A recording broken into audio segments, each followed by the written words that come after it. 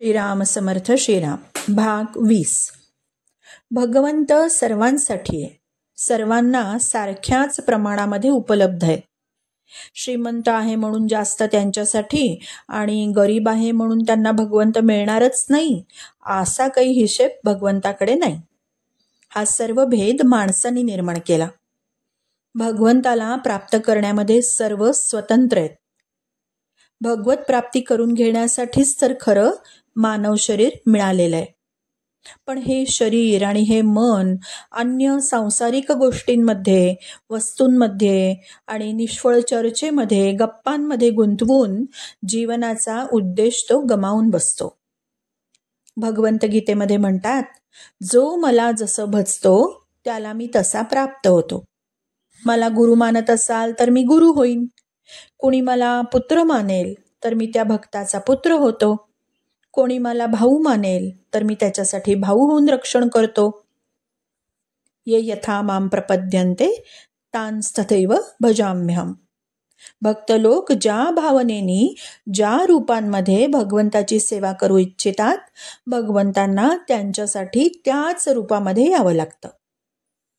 अर्जुनाचा श्रीकृष्णाविषयी सखा भाव होता. त्यांना आपलं सारथी करायचं होतं त्याला, म्हणून भगवान सखा भावानी त्याचे सारथी पण झाले. विश्वामित्रांचं काय? विश्वामित्रांनी भगवंतांना म्हणजे श्रीरामांना आपलं शिष्य मानलं तर ते त्याचे शिष्य झाले. अनंत ब्रह्मांडाचे स्वामी असणारे भगवंत आपणच निर्माण केलेल्या सामान्य मनुष्यांकरता त्यांच्या भावानुरूप वर्तन करतात. ही केवढी मोठी उदारता आहे, केवढी करुणा आहे त्यांची. व्यवहारात आपण पाहतो, मोठ्या साहेबाला, मंत्र्याला आणि तेही राज्याच्या मंत्र्याला, पंतप्रधानांची तर गोष्टच करत नाहीये.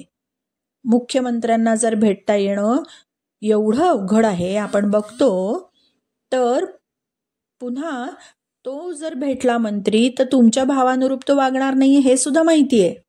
तरी पण आपण कसं करतो, अगदी अदबीनी त्याची वाट बघतो आणि भेटण्यासाठी किती सोर्सेस लावतो.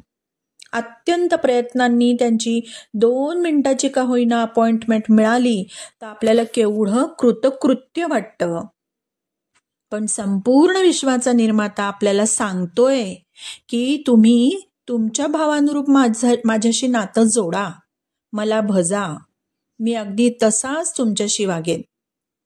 पण आपण हा अनुभव घ्यायला काही तयार नाही. तो आहे किंवा नाही इथपासून शंका सुरू होतात. पण गीता ही स्वतः भगवंतांच्या वचनांनीच विभूषित आहे आणि त्यात संपूर्ण श्रद्धा ठेवली तर भगवंताच्या सुहृदपणाचा अनुभव आल्यावाचून राहणार नाही. भगवंत फक्त प्रेमाचे, भावाचे भुकेलेत. ते स्वतः ऐश्वर्यवान आहेत. कुबेराची संपत्ती ज्यांना नगण्य आहे तिथे सामान्यांची तर गोष्टच नको. भगवंत जेव्हा विदुराकडे गेले तेव्हा साक्षात श्रीकृष्ण आपल्याकडे स्वयं चालून आलेले पाहताच ती विदुर पत्नी आहे ना, ती अत्यंत हर्षभरीत झाली. अगदी भान हरपून गेली. काय करू आणि काय नको असं तिला होऊन गेलं.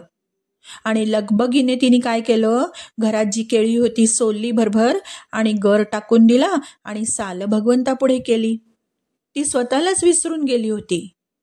ती स्वतःला भगवंताच्या दर्शनाने पार विसरून गेली म्हटल्यावर भगवानही आपल्याला विसरून गेले आणि केळींची साल खाऊ लागले, त्यातच आनंद घेऊ लागले. भगवंत म्हणतात ना, ये यथा माम प्रपद्यन्ते तांस्तथैव भजाम्यहम. भगवान आपल्यात मोठेपणाचा भाव ठेवत नाहीत.